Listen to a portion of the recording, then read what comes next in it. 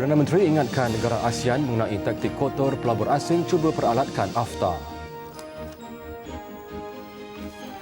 Syarikat Amerika jamin tidak buang pekerja tempatan.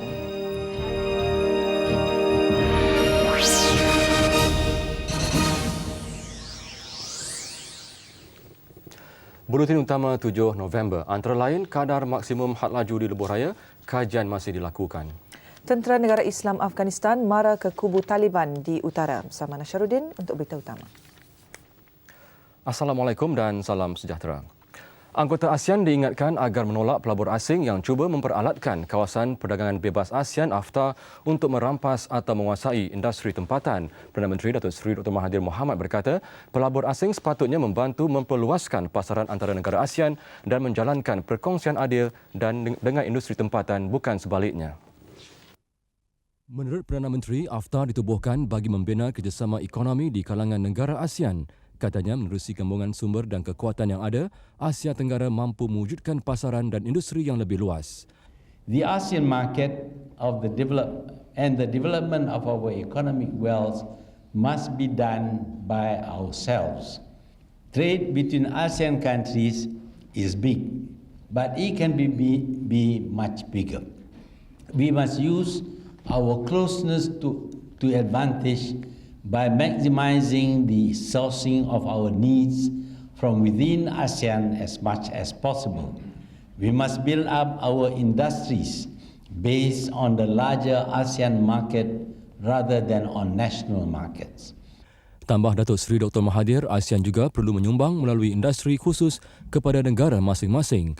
Cara ini katanya akan dapat mengurangkan persaingan dalam sesuatu industri tetapi jangan sehingga mewujudkan monopoli. ASEAN has a market of 500 million people. No doubt their purchasing power is low, but we can build that up by helping each other to develop. With this market, we can leverage a trade-off so that access would be on our terms, on terms that will give us some substantial advantage.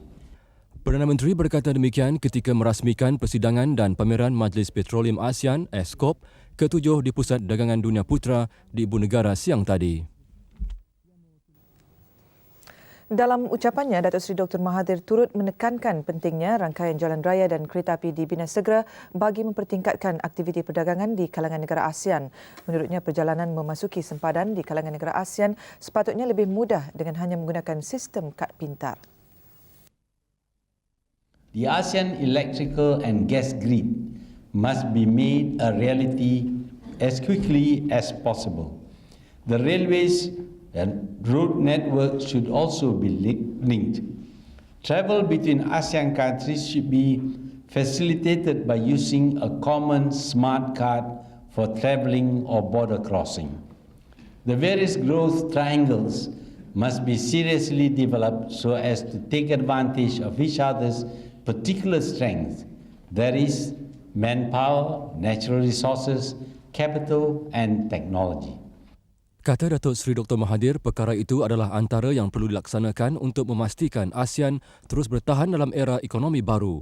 Beliau berkata dalam era globalisasi juga, hanya institusi keuangan serta industri perdagangan besar yang mampu bersaing. Bagaimanapun, tegasnya ASEAN harus mewujudkan sesuatu yang lebih kukuh sambil terus mempertahankan industri kecil yang sedia ada. Penubuhan Kumpulan Ekonomi Asia Timur EAEG tepat pada masanya kerana ia menimba faedah kemasukan China dalam Pertubuhan Dagangan Dunia WTO. Penganalisis ekonomi berkata EAEG memastikan China kekal rakan dagang bukan saingan. EAEG mengumpul 10 negara ASEAN, Jepun, Korea Selatan dan China. Ia mewujudkan pasaran 1.7 bilion pengguna dengan jumlah keluaran dalam negara kasar $2 trilion Amerika. China akan diterima WTO minggu hadapan dan dilihat sebagai pusat pertumbuhan ekonomi serantau yang baru. Timbalan Pengarah Institut Penyelidikan Ekonomi Malaysia MIER, Dr. Muhammad Haflah PE berkata, negara Asia Timur lain wajar membentuk ikatan dengan China agar berpeluang menikmati ganjaran pertumbuhan itu. Ia juga satu cara rantau Asia Timur mengelak daripada terlalu terdedah kepada ekonomi Amerika Syarikat. Bagaimanapun, Mitsuhiro Kagami dari Pertubuhan Dagangan Luar Jepun, JETRO, menegaskan EAEG bukan blok dagangan. This sort of regional trade agreement is not a block, but complement to the World Trade Organization system. Everybody recognizes this sort of, complementarity. So now it's okay. Dr. Haflah berkata EAEG perlu kekal sebagai ikatan tidak formal bagi mewujudkan pertumbuhan ekonomi serantau. Tambahnya, sejak 1 dekad lalu, ekonomi Asia Timur semakin saling bergantung. Satu landasan muafakat amat perlu bagi memastikan dasar ekonomi setiap negara selaras hasrat serantau. Jadi adalah lebih baik kalau sebelum membuat perubahan-perubahan polisi, misalnya melaksanakan sesuatu polisi tersebut, ada manfaatnya jika sekiranya negara-negara tersebut bincang, bertukar-tukar pendapat tentang polisi-polisi dasar-dasar yang nak dikemukakan, nak dilaksanakan tersebut, supaya semuanya mendapat faedah daripada perubahan polisi tersebut. Sementara itu, Kagami melihat selangkah ke hadapan. Beliau berkata lambat laun EAEG akan memperluaskan fungsinya daripada satu forum perbincangan kepada sumber kerjasama kewangan. Dalam kertas kerjanya, Pengarah Eksekutif MIER, Dr. Muhammad Arif berkata kerjasama keuangan sememangnya sudah pun dimulakan. Di Chiang Mai pada Mei tahun lalu, 10 negara ASEAN bersama Jepun, China dan Korea Selatan bersetuju untuk memperluas dan memperbadankan skim pertukaran mata wang dua hala yang pada mulanya diwujudkan untuk membantu negara dilanda krisis. Menurut Dr. Arif, inisiatif di Chiang Mai mungkin mewujudkan kelak Tabung Mata Wang Asia ataupun AMF. Tengku Aida Bustaman untuk TV3. Pengusaha kilang Amerika Syarikat yang beroperasi di negara ini memberi jaminan akan mengekalkan pekerja tempatan di dalam syarikat mereka. Menteri Sumber Manusia Datuk Dr. Fong Chan On berkata, meskipun dalam persekitaran ekonomi dunia yang muram ketika ini, masih ada syarikat yang mengambil pekerja baru. Banggakan. Dan juga ada syarikat-syarikat yang tertentu yang pada fourth quarter ini masih rekrut, iaitu masih menambah jumlah bilangan pekerja. Contohnya ada sebuah syarikat yang telah mengambil 250 operator pada baru-baru ini dan sebagainya. Bercakap kepada pemberita selepas mesyuarat pasca Kabinet siang tadi, Datuk Dr. Fong berkata jaminan itu disampaikan oleh 27 Wakil Dewan Perniagaan Malaysia Amerika MCAM semalam. MCAM mewakili pelbagai sektor iaitu elektronik, perkhidmatan dan hotel yang beroperasi di Malaysia. Pada masa ini, lebih 50,000 pekerja tempatan bekerja dengan syarikat Amerika dalam sektor elektronik di negara ini. Manakala dalam sektor pengangkutan dan logistik, terdapat 20,000 pekerja tempatan. Syarikat yang beroperasi di logistik atau pengangkutan dan juga hospitality, ada hotel dan sebagainya, mereka semua laporkan satu keadaan yang di mana ada kesan negatif, dan mereka sekarang sudah ambil beberapa tindakan untuk cuba mempertahankan kedudukan dari segi bilangan pekerja dan sebagainya. Tapi mereka tidak laporkan kepada kami tentang rancangan mereka untuk memberhentikan pekerja secara masif di sektor ini. Bagaimanapun, mereka mengandaikan pemulihan operasi sepenuhnya agak lewat sekurang-kurangnya pada suku kedua dan ketiga tahun depan. Selain itu, kementerian juga akan membantu dalam pembangunan sumber manusia demi memastikan tahap kualiti di kalangan pekerja tempatan dengan memberikan program latihan. Beberapa siri perbincangan dan kajian teliti perlu dilakukan sebelum kadar maksimum had laju baru di lebuh raya negara ini dapat dilaksanakan. Menteri Pengangkutan Datuk Seri Dr. Lin Leong Sik berkata perbincangan itu akan membabitkan kementeriannya, Kementerian Kerja Raya, Unit Perancangan Lebuh Raya dan Polis Cawangan Trafik bersama wartawan Suami Muhammad untuk laporan selanjutnya. Pada sidang media selepas mesyuarat pasca Kabinet di kementeriannya, Datuk Dr. Seri Leong Sik berkata terdapat beberapa faktor yang boleh diambil kira dalam mengkaji pelaksanaan peningkatan kadar had laju di lebuh raya dari 110 km ke 120 km sejam. Buat masa sekarang mungkin kenderaan-kenderaan yang menggunakan jalan raya khasnya expressway, enjinnya yang lebih kuat, lebih moden, teknologi yang tinggi, mungkin 110 adalah yang terlalu rendah lah. Secara rasional, kata Datuk Seri Dr. Ling, jika kadar itu ditingkatkan, tempoh perjalanan dapat dikurangkan sekaligus mampu meningkatkan produktiviti. Menurutnya, cadangan menaikkan kelajuan maksimum di Lebuh Raya Utara Selatan dari 110 km sejam kepada 120 km sejam telah dibincangkan oleh Kabinet. Isu had laju timbul setelah ramai pengguna lebuh raya merungut kelajuan maksimum yang dibenarkan sekarang terlalu rendah, menyebabkan mereka mengantuk dan terdedah kepada risiko kemalangan.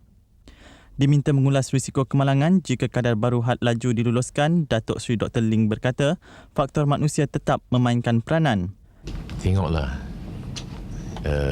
joy atau tidak yang pertama, because human factor selalunya mengakibatkan kemalangan. Speed is even if you run at 60 kilometers an hour, ada orang juga yang joy. Di beberapa negara maju, had laju maksimum ialah 130 km sejam, malah Jerman sama sekali tidak mempunyai had laju maksimum. Syuhaimi Muhammad untuk TV3.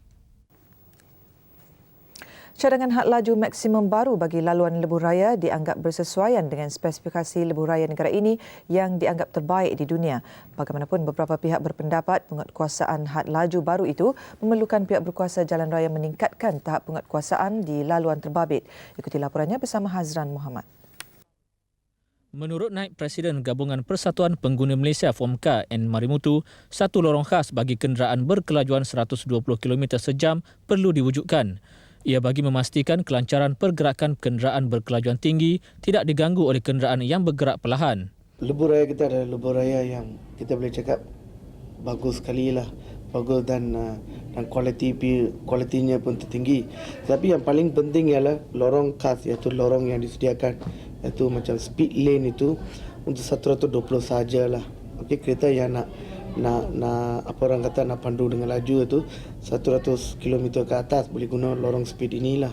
Yang lain semua dia kena turun kepada lorong di sebelah kiri. Presiden Kelab Sukan Bermotor Majlis Belia Malaysia Zaifa, Saifuddin Abdullah berpendapat had laju baru itu tidak akan menyebabkan kadar kemalangan jalan raya meningkat. Bagaimanapun katanya, cadangan had laju baru itu tidak disalahertikan oleh pengguna untuk menjadikan lebuh raya sebagai medan perlumbaan. Saya berharap ini tidak akan digunakan sebagai alasan bahawa kita boleh memandu dengan sebegitu laju sekali di highway, dan apalagi saya harap ia tidak dijadikan alasan untuk menukarkan highway sebagai satu tempat orang berlumba. Kita mesti ingatkan terutamanya kepada mereka yang berminat memandu laju lebih daripada hadnya, kalau mereka nak berlumba, tempatnya bukan highway tetapi di gelanggang yang telah pun disediakan. Had laju baru itu bagaimanapun diharap tidak dijadikan alasan oleh pengguna untuk berlumba di jalan raya. Saya rasa 120 km inilah tidak boleh disifatkan ini sebagai satu peluang untuk misalnya berlumba di jalan raya kita. So saya berpendapatlah bahawa cadangan daripada Kementerian Kerja Raya inilah itu harus dipertimbangkan oleh pihak ini kerajaan. Sambil menyokong cadangan itu, Datuk Lee berharap tempoh percubaan diberikan sebelum ia dilaksanakan. Pengguna lain turut menyokong cadangan itu yang dianggap sesuai dengan keadaan semasa. Biasanya sekarang ni kereta-kereta yang ada sekarang ni telah disertakan dengan ciri-ciri keselamatan. Jadi setakat nak dinaikkan daripada 110 ke 120, saya rasa itu ada munasabah. Kalau kita tetapkan 110 pun aksiden tetap berlaku. Tapi itu terpulang pada pemandu-pemandu itu sendirilah. Highway kalau setakat 120 tu insyaAllah boleh lah. Tapi keadaan jalan biasa setakat 90 tu dah sesuai lah pada masa sekarang ini dan dalam keadaan kenderaan yang bertambah.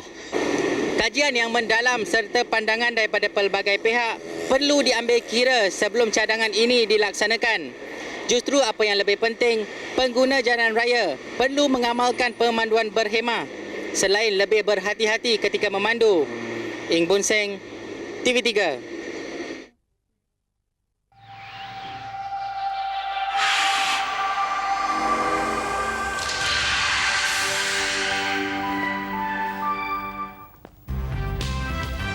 Mangsa kemalangan payung terjun berundur daripada Pahang Challenge 2001. Laporannya seketika nanti.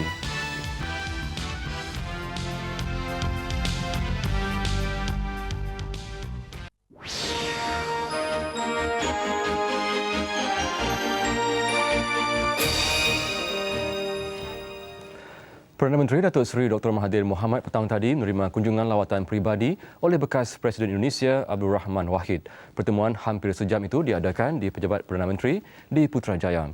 Abdul Rahman atau lebih dikenali sebagai Gus Dur diiringi anak perempuannya Yeni serta Duta Indonesia ke Malaysia Hadi Wayarabi.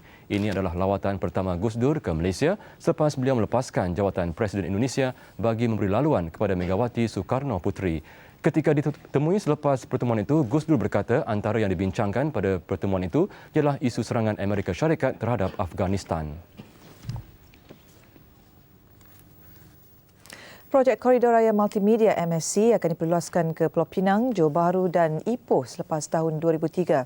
Menurut Setiausaha Parlimen Kementerian Tenaga, Komunikasi dan Multimedia, Dr. Chia Kwang Chai, sehingga akhir bulan lalu, terdapat 581 syarikat berstatus MSC dengan nilai pelaburan melebihi RM6 bilion. Laporan Syahril Kadir di Parlimen.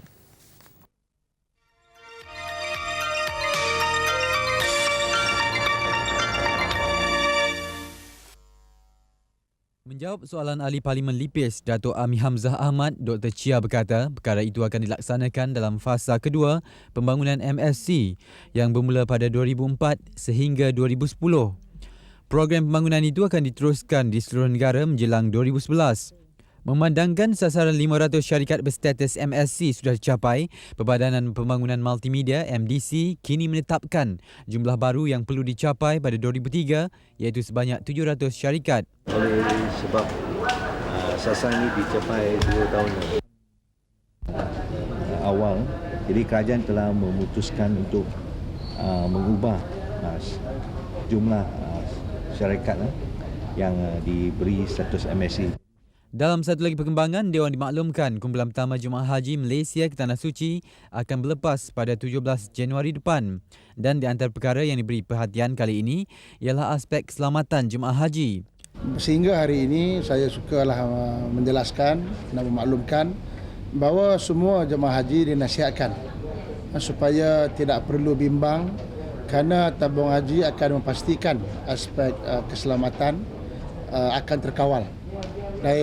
Bukan saja sewaktu di dalam penerbangan tetapi juga waktu jemaah haji berada di Tanah Suci. Kepada soalan Ahli Parlimen Alor Gajah, Datuk Wira Abusman Yusof, Datuk Noh berkata, tabung haji telah membelanjakan lebih RM200,000 untuk membantu membiayai 195 jemaah haji warga tua yang kurang berkemampuan bagi 2 musim haji lalu. UMNO tidak berhasrat menubuhkan jawatan kuasa khas bagi menyiasat kewujudan cawangan bunian di beberapa bahagian seluruh negara. Naib Presidennya, Datuk Seri Najib Razak berkata, struktur sedia ada parti mampu menangani masalah itu. Kita tak perlu, kita boleh tangani di bawah struktur yang sedia ada. Misalnya sekarang ni, Bola Persekutuan ambil inisiatif. Jadi melalui Badan Perhubungan, Badan Perhubungan boleh buat laporan kepada Majlis Tertinggi. Datuk Seri Najib mengulas kewujudan cawangan misteri yang dilaporkan di beberapa bahagian sejak kempen penambahan ahli UMNO dilancarkan 30 Jun lalu. Bagaimanapun katanya fenomena kewujudan cawangan misteri itu adalah terkawal. Katanya lagi sehingga akhir bulan lalu jumlah ahli UMNO meningkat 3.6%. Kedah muncul negeri paling tinggi dengan 21,743 orang, diikuti Terengganu 12,359 orang. Pada masa ini, UMNO mempunyai 2.9 juta ahli di seluruh negara. Saya lihat memang ada angin perubahan yang sedang meniup di kedua buah negeri yang dipegang oleh parti pembangkang, iaitu di Kelantan dan Terengganu. Di Terengganu jelas sekali bahawa penambahan bilangan ahli adalah kedua tertinggi pada masa sekarang, dan di Kelantan pun ada tanda-tanda yang menggalakkan bahawa penambahan ahli pun sedang meningkat. Dan ini menunjukkan bahawa UMNO ni sebagai wadah perjuangan dan dasar-dasar yang kita perjuangkan dengan kejayaan kita di dalam beberapa isu terkini. Sehingga akhir bulan lalu, UMNO Kelantan berjaya mengumpul 10,770 ahli baru termasuk di kalangan bekas ahli PAS yang dikatakan kecewa dengan kegagalan PAS melunaskan janji pilihan raya umum lalu. Detik Niaga ini dibawakan khas untuk anda oleh RHB Bank. Malaysia terus mencatatkan lebihan dagangan pada September lalu sekaligus menyaksikan lebihan selama 47 bulan berturut-turut sejak November 1997. Menurut Jabatan Perangkaan, lebihan yang dicatatkan ialah 5.3 bilion ringgit susut 14.6% berbanding lebihan 6.2 bilion dalam bulan September 2000. Menurut kenyataan jabatan itu, imbangan yang lebih kecil disebabkan oleh penurunan ekspor yang lebih besar sebanyak 21% dan import 22.5%. Dalam bulan September 2001, jumlah ekspor bernilai 27.6 bilion ringgit dan import 22.3 bilion. Barangan elektrik dan elektronik mengekalkan kedudukan sebagai sumber utama hasil ekspor Malaysia. Perolehan yang dicatatkan ialah 16 bilion ringgit atau 58% daripada jumlah pendapatan. Manakala import barang pengantara dan barang modal yang mewakili 86.7% daripada jumlah import merosot 25%. Dalam tempoh Januari hingga September 2001, Malaysia merekodkan lebihan dagangan sebanyak 40.9 bilion ringgit. Lebihan ini ialah 6.6% lebih kecil berbanding lebihan 43.8 bilion ringgit dalam tempoh sama tahun lalu. Produk minyak kelapa sawit dan hasil keluaran kelapa sawit ialah sumber pendapatan ekspor kedua terbesar dengan jumlah nilai gabungan 10.9 bilion ringgit. Industri otomotif komersial Sdn Bhd Innokom mensasarkan untuk menghasilkan sekurang-kurangnya 20,000 unit kenderaan kecil pelbagai guna mikro MPV bagi pasaran tempatan dalam tempoh pertengahan tahun depan. Pengurusinya Amir Hamzah Ahmad berkata sejumlah 380 juta ringgit pelaburan diperuntukkan bagi pengeluaran kenderaan itu. Pengeluaran mikro MPV itu akan dibuat secara usaha-sama dengan Hyundai Motor Company HMC dari Korea. HMC mempunyai 15% kepentingan di dalam Innokom. Siang tadi berlangsung majlis menandatangani perjanjian usaha-sama MOU di antara dua syarikat berkenaan. Majlis disaksikan Menteri Perdagangan Antarabangsa dan Industri Datuk Seri Rafidah Aziz. Menerusi MOU itu, HMC akan menyediakan bantuan teknikal dan lesen yang diperlukan Innokom untuk mengeluarkan mikro MPV di kilangnya di Kulim, Kedah. We do not have because we want to make sure that we have the efficiency and the cost effectiveness and take these 2-3 years as a learning experience before we export it to ASEAN countries. Kilang Innokom kini memiliki keupayaan pengeluaran sebanyak 40,000 unit setahun. Sejak memulakan operasi pada 1997, Innokom telah memasang van Innokom Permas dan kenderaan komersial ringan Innokom Lorimas. Kumpulan Public Bank mencapai keuntungan sebelum cukai RM928.4 juta ringgit bagi 9 bulan berakhir 30 September 2001 berbanding RM925.3 juta ringgit yang dicatatkan bagi tempoh sama pada tahun 2000. Perkara ini diumumkan oleh Presiden dan Ketua Pegawai Eksekutifnya Tan Sri Dr. Teh Hong Piau melalui kenyataan akhbar hari ini. Public Bank dan syarikat kewangan dalam negeri kumpulan itu, Public Finance, mencatatkan pertumbuhan pinjaman masing-masing sebanyak 8% dan 15% bagi tempoh 9 bulan. Harga saham di Bursa Saham Kuala Lumpur ditutup rendah berikutan saham-saham mewah menurunkan harga pada saat terakhir. Pada penutup, indeks komposit turun 0.49 mata kepada 592, manakala indeks perusahaan pula naik 6 mata kepada 1,204. Sejumlah 158 juta saham bernilai 237 juta ringgit telah diniagakan. Pada penutup, kaunter untung mengatasi rugi dengan 321 berbanding 213, sementara 232 kaunter lagi diniagakan tidak berubah.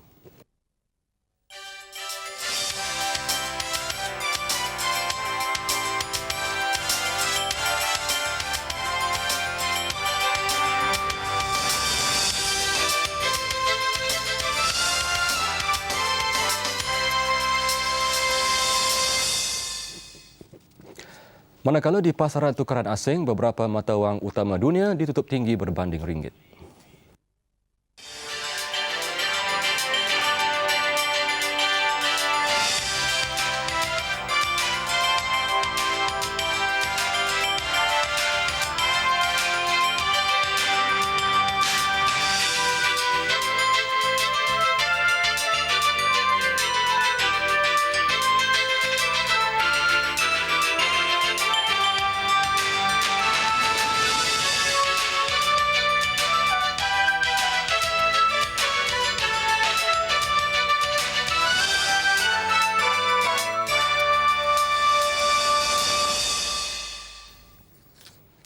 Matlamat mewujudkan pendidikan negara berciri teknologi maklumat dan komunikasi ICT tidak seharusnya menjadi beban kerajaan semata-mata. Sebaliknya, usaha itu perlu dipikul bersama oleh sektor swasta.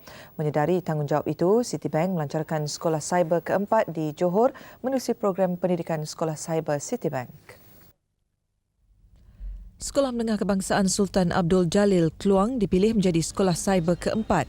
Ia menerima bantuan RM356,000 dari Citigroup Foundation bagi membina infrastruktur ICT. Menteri Pendidikan Tan Sri Musa Muhammad menerima replika cek bagi pihak sekolah berkenaan. Sumbangan akan membiayai pembinaan beberapa kelas komputer yang dilengkapi sistem perisian pendidikan terkini serta sokongan teknikal komputer. Perpustakaan sekolah juga akan dibaik pulih bagi keselesaan pelajar. 6,355 murid dan 354 guru sekolah berkenaan akan menikmati kemudahan ini. Sebelum ini, 3 sekolah cyber dipilih iaitu 1 di Kajang dan 2 di Kedah. Sejak program ini dilancarkan pada 1997, Citibank menyumbang RM2.1 juta. Program ini akan diteruskan walaupun keadaan ekonomi tidak begitu menggalakkan dan Citibank menjangkakan setiap tahun 1 sekolah cyber akan dipilih dalam usaha jangka panjang untuk memantapkan pendidikan negara. Sebentar lagi mengenai penemuan artifak berusia 500 tahun.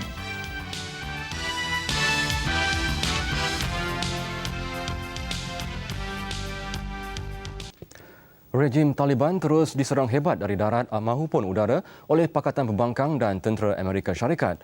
Tentera Negara Islam Afghanistan atau Pakatan Utara melancarkan serangan setelah meraih kemenangan besar semalam. Mereka kini mara ke Mazar-i-Sharif melalui daerah Sholgera 60 km barat daya bandar utama di utara Afghanistan itu. Jurucakap pasukan itu, Kadri Kudratullah berkata pihaknya berazam menawan Mazar-i-Sharif dalam tempoh terdekat ini. Sehingga kini pasukan pembangkang mendakwa berjaya menawan daerah Keshedeh, Zari dan Al-Kupruk. Pegawai Taliban mengesahkan tentang penurunan pasukannya di ketiga-tiga daerah itu dan berazam menawan semula wilayah berkenaan. Dalam pada itu, serangan udara Amerika juga diperhebatkan. Mazar-i-Sharif dibedil pagi tadi. Amerika juga meneruskan serangan ke wilayah timur Afghanistan. Bom pertama digugurkan jam 8 pagi waktu tempatan di Bandar Khwaja Bahauddin di wilayah Takhar. Taliban balas dengan melancarkan senjata penangkis pesawatnya. 10 penduduk Afghan terbunuh dalam serangan Amerika Syarikat di timur Afghanistan malam tadi. Menurut jurucakap Kementerian Penerangan Taliban, Abdul Henan Hemat, 5 terkorban di perkampungan Sokrot, Barat Jalalabad. Manakala 5 mangsa yang lain terbunuh apabila kediaman mereka dibedil di Afsaran, utara Kabul. Menurut Abdul Hanan, pesawat pejuang Amerika berlegar-legar di ruang utara Kabul sepanjang malam tadi. Selain penempatan awam, barisan hadapan Taliban turut menjadi sasaran. Letupan kuat turut menggegarkan tengah Kabul apabila pesawat Amerika Syarikat menggugurkan 2 butir bom di kawasan itu. Bagaimanapun, Taliban menegaskan serangan tidak menjejaskan semangat dan kebolehan mereka untuk terus berjuang menentang Amerika Syarikat dan sekutunya.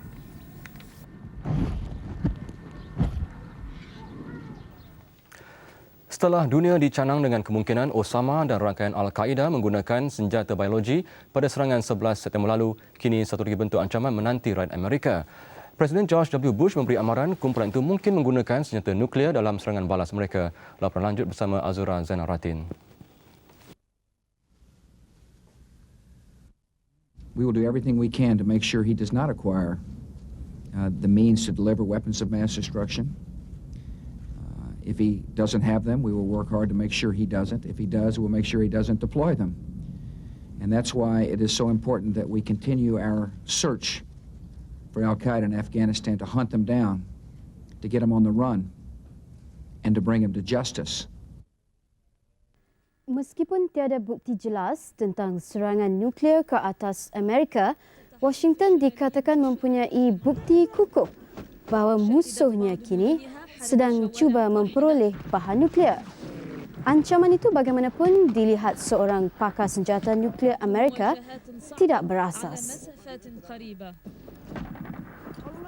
I think right now the probability is small that Al-Qaeda either has a nuclear weapon or can make one.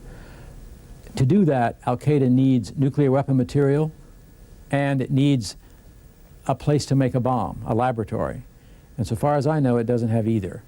It would have to get nuclear weapon material from either Russia or Pakistan or some other country, and then it would need designers and engineers to put it together. And at the present time, it looks as if that's beyond Al-Qaeda's capability. In terms of whether there is or is not nuclear threats from the terrorists, I think it's important that we stay peaceful as Americans and make sure that we don't turn into terrorists ourselves and kill innocent civilians. Sementara itu, Pentagon menafikan sekeras-kerasnya bahawa helikopter milik Amerika ditembak jatuh di Pakistan mahupun anggota komandonya yang dilaporkan berada dalam tahanan Taliban. Setiausaha Pertahanan Amerika, Donald Rumsfeld berkata hanya sebuah helikopter Amerika terhempas, iaitu minggu lalu akibat cuaca buruk. These other things are not happening. They are fiction. The idea that the two predators were shot down by the Taliban, the idea that helicopters have been shot down, it's just not so. The idea that Americans are captured and they're currently being detained is not so. Rumsfeld juga menjelaskan angka sebenar anggota komando yang cedera akibat serangan lebih 2 minggu lalu di Kandahar. Menurutnya, 2 orang mengalami patah tulang, 23 yang lain luka ringan, 5 melecur apabila terkena serpihan bahan letupan dan seorang patah jarinya. Pun begitu, Amerika katanya akan menghantar lebih ramai anggota komandonya ke Afghanistan sebaik saja keadaan mengizinkan.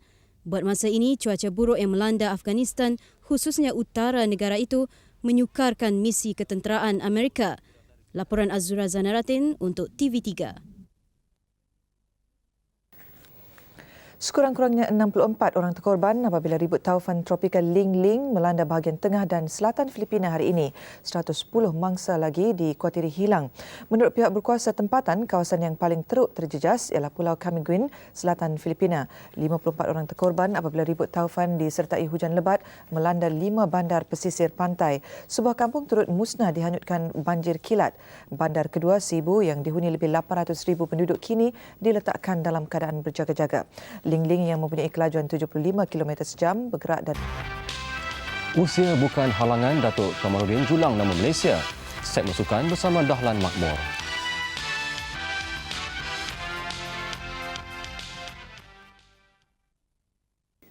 Salam sejahtera. Sama seperti ramai kalangan yang lain, Datuk Kamarudin Ghani sendiri tidak pernah menduga pada lewat usia 56 tahun dia mampu berada pada kedudukan ranking nombor 1 dunia dalam acara equestrian endurance.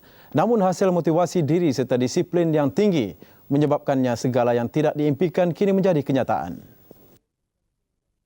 Sejak 30 September lalu, nama Datuk Kamarudin Ghani telah terpahat sebagai anak Malaysia pertama mengisi tempat teratas acara endurance dunia. Lebih manis, baru-baru ini beliau telah mencatat 3 kejuaraan berturut-turut. Kejohanan endurance di Spanyol 13 Oktober lalu, 130 km di Perancis 20 Oktober dan 2 kali 100 km juga di Perancis hanya 4 hari lalu. Tahun depan ada World Championship. Ya, saya nak ambil bahagian dalam World Championship itu dan target saya untuk menang dan juga kalau boleh membawa satu pasukan Malaysia ke pertandingan itu. Datuk Kamarudin siang tadi menerima ucap tahniah daripada Menteri Belia dan Sukan, Datuk Isyamuddin Hussein atas kejayaannya itu. Di Malaysia sekarang belum ada lagi. Ada yang berbakat tapi mesti dipimpin dan mesti berlatih dan mendapat pengalaman untuk bertanding. Pencabar terdekatnya sekarang Jaume Puigdemont dari Spanyol yang kini menduduki ranking kedua dunia. Tahniah Datuk yang bukan calon-calon Datuk. Kejayaan meraih tempat kedua di World Solar Cycle Challenge 2 tahun lalu menjadi pendorong buat pasukan basikal solar Universiti Tenaga Nasional UNITEN untuk memburu kejuaraan di pertandingan sama di Australia tahun ini. Mereka nyata sudah cukup bersedia untuk membawa cabaran negara setelah membuat persiapan rapi hampir 2 tahun. Siang tadi berlangsung majlis penyerahan bendera kepada 14 anggota pasukan itu oleh Naib Chancellor UNITEN, Profesor Dr. Zainal Abidin Muhammad Sharif. World Solar Cycle Challenge 2001 Australia bermula 19 hingga 25 November ini. Peserta akan mengharungi perlumbaan sejauh 1,500 km bermula dari Alice Springs dan berakhir di Adelaide. Dia competition. Tak semestinya ada rider, but dia bergantung juga. Banyak bergantung kepada mesin tu lah. Macam mana kita boleh design. Perlumbaan kali ini dianggap lebih mencabar kerana peserta perlu melalui kawasan yang mempunyai cuaca berbeza. Namun pasukan itu yakin gabungan keupayaan fizikal dan basikal solar yang telah diubah suai khas bagi perlumbaan itu mampu mencatat keputusan membanggakan. Memandangkan daripada segi test run yang telah kita buat, kita dah dapat meningkatkan average speed kita dan cruising speed kita pun dapat bertambah. Mereka dijadual ke Adelaide 12 November ini. Persatuan Taekwondo Malaysia MTA sentiasa berusaha mencongkel bakat-bakat baru di kalangan remaja bagi mewakili negara di peringkat antarabangsa. Ia terutama menerusi kejohanan remaja peringkat kebangsaan pada setiap tahun. Kejohanan edisi ke-21 pada 10 hingga 11 Oktober ini di Stadium Badminton Ceras dijangka disertai 650 peserta membabitkan semua negeri dan 39 kelab. Sasaran utama kejohanan bagi mengenal pasti lebih ramai peserta berbakat untuk terus digilap sehingga mampu mengharumkan nama negara di persada antarabangsa. Antaranya Sukan C di Vietnam 2003, Sukan Asia di Busan, Korea Selatan tahun depan serta Sukan Olimpik 2004 di Athens, Greece. Jadi kita dapat ini memilih orang yang layak betul-betul untuk dihantar pertandingan di luar-luar negeri supaya dia dapat lebih experience lagi. Semua penaja turut menghulurkan sumbangan mereka ketika sidang media kejohanan siang tadi. Laluan untuk kejayaan pasti mudah jika bijak mengatur strategi dan perancangan. Penganjuran Pesta Golf Malaysia 2001 dari 7 hingga 9 Disember depan tepat pada masanya, terutama menjelang musim perayaan dan bonus hujung tahun. Pemilihan tarikh yang sesuai dari 7 hingga 9 Disember depan menjadikan Pesta Golf Malaysia 2001 acara yang amat dinanti-nantikan. Dan lagi pun dekat tahun akhir banyak ke produk-produk golf ke atau lifestyle produk baju-baju, kadang-kadang dia dah ada new stock untuk tahun depan. At least they can clear most of this stock, and then kalau untuk dia for old stock, for layman like us, kita beli new for us. Pesta Golf Malaysia 2001 bukan membabitkan pameran golf semata-mata. Termasuk dalam atur cara ialah jualan mega barangan golf, juga perkhidmatan berkaitan golf. Sebulan menjelang bermulanya pesta, separuh daripada lebih 40 ruang yang disediakan untuk perniagaan sudah ditempah. Bilangan pelawat pula dijangka tidak mempunyai masalah berdasarkan kedudukan strategik Kelab Golf Perkhidmatan Awam KGPA yang terletak di antara Damansara, Petaling Jaya dan Seri Hartamas. Bagi meningkatkan tarikan dan keberkesanan Pesta Golf Malaysia 2001, publicity secara besar-besaran akan dilakukan. Turut dirancang beberapa acara sampingan termasuk cabutan bertuah untuk pengunjung. Cemerlang membimbing China mara ke pusingan akhir Piala Dunia 2002 mengangkat Bora Milutinovic sebagai penerima anugerah jurulatih terbaik Konfederasi Bola Sepak Asia AFC bagi bulan Oktober. China layak setelah mengungguli kumpulan B Asia jauh mengatasi 4 pesaing lain. Kejayaan Milutinovic juga bermakna sudah 5 pasukan di bawah kendaliannya mara ke kejohanan Piala Dunia. 4 pasukan lagi ialah Meksiko, Costa Rica, Amerika Syarikat dan Nigeria. Selain China, Arab Saudi merupakan satu lagi wakil Asia yang sudah mengesahkan tempat ke Piala Dunia tahun depan. Manakala Iran yang turut berpeluang perlu mengalahkan Ireland pada perlawanan playoff.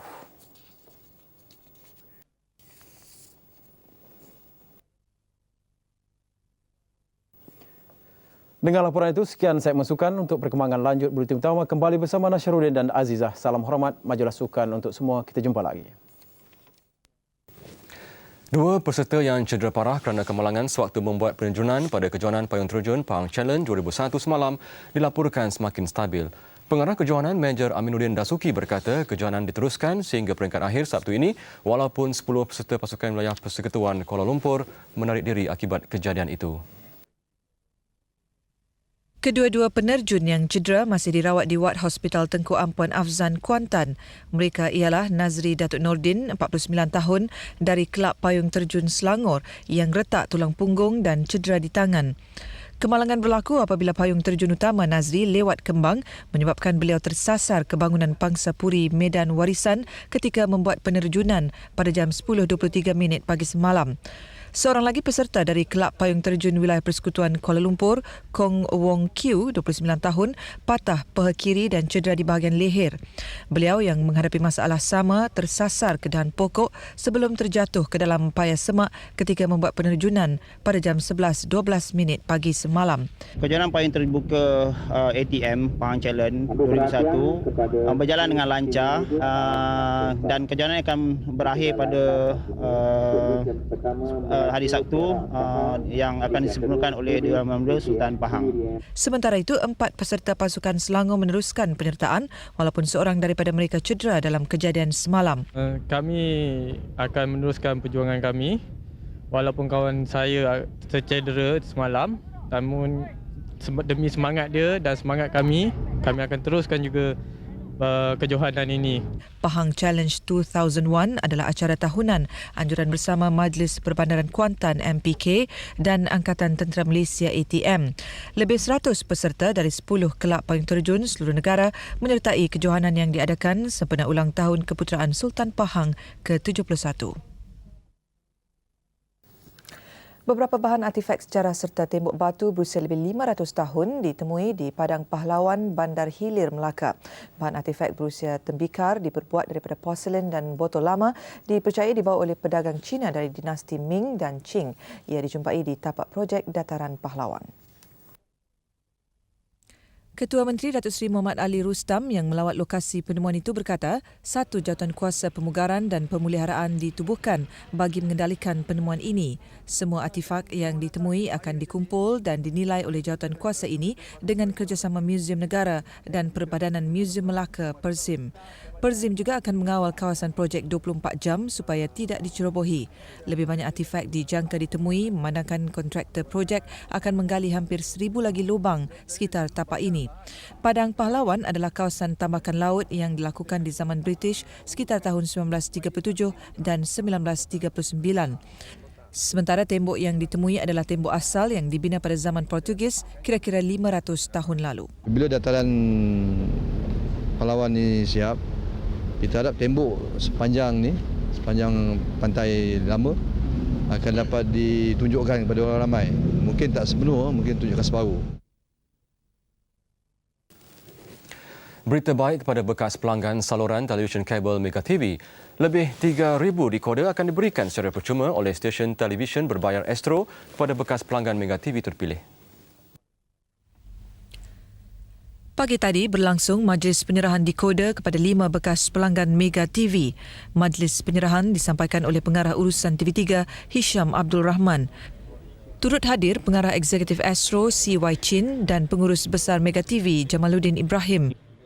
Kita memberi peluang kepada pelanggan Mega TV untuk mendapatkan set-top Astro secara percuma, dan kita tawarkan kepada semua pelanggan Mega TV yang mempunyai rekod yang terbaik dari segi pembayaran.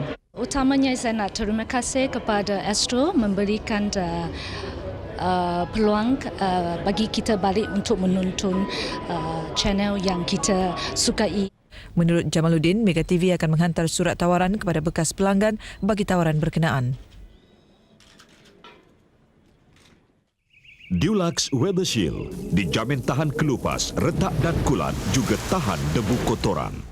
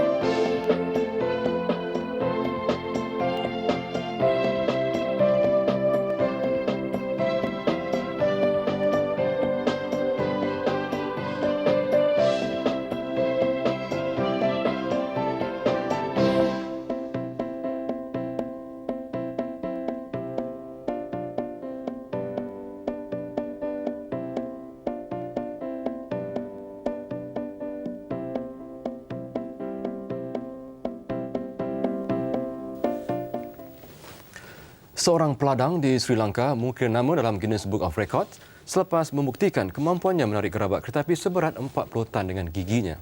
Gamini Vasanta Kumara berjaya menggerakkan kereta api berkenaan sejauh lebih 25 meter. Dengan itu, salam hormat. Assalamualaikum.